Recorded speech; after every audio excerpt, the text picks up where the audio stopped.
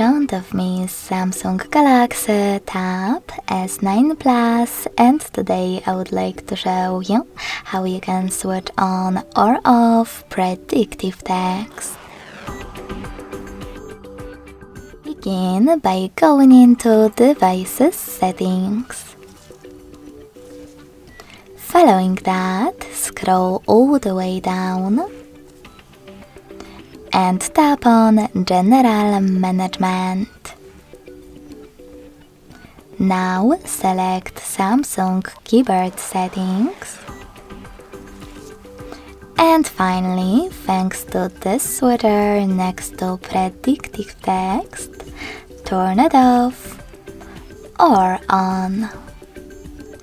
Thanks so much for watching. If you enjoyed this video, don't forget to leave a like, comment and subscribe. Bye!